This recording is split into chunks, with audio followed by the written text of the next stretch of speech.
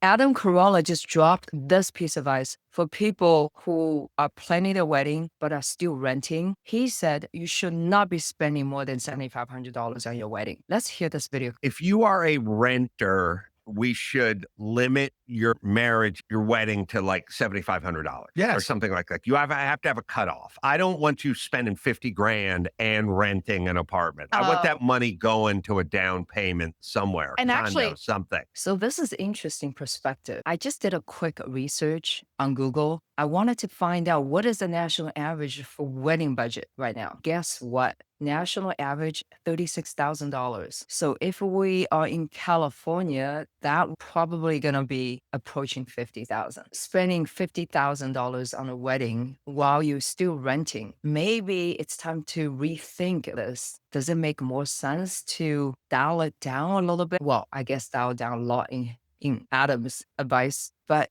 use the rest of the money towards a more meaningful purpose, right? Maybe down payment of your first home. You can easily get into a starter home for less than 400,000. With 3% down, that's 12,000. Let's add another 2% for closing costs. So you're looking at $20,000 altogether. Does that make sense? Instead of spending $50,000 on a wedding, which you may have to pay for the next 2-3 years to pay that debt off, but using that towards a down payment. Everybody has priorities. It just depends on your priority. I got married in Treasure Island in San Francisco, just a big park, public. You don't have to pay any venue fee. Had a nice gathering, small.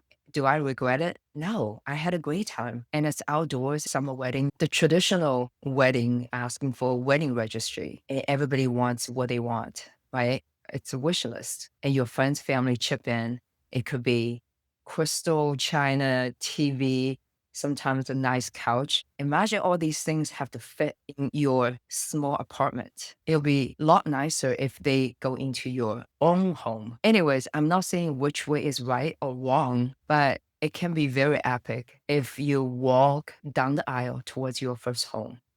Or to make it even better, a wedding reception with a housewarming party. I think your parents will be just proud, impressed how mature you are. Your friends will be delighted that they contributed to your meaningful cause. In this case, your first home. And you know another thing? You're setting a great example for your peer. Now everybody wants to own a home. How awesome would that be? Just a different perspective. Like I said, there's no right answer, but please drop a comment and let me know how much you spent on your wedding. Would you do it again? Or if you had a choice, would you rather put that money towards a down payment? So thank you for watching. If you like this content, subscribe and hit that like button. I will see you on the next video.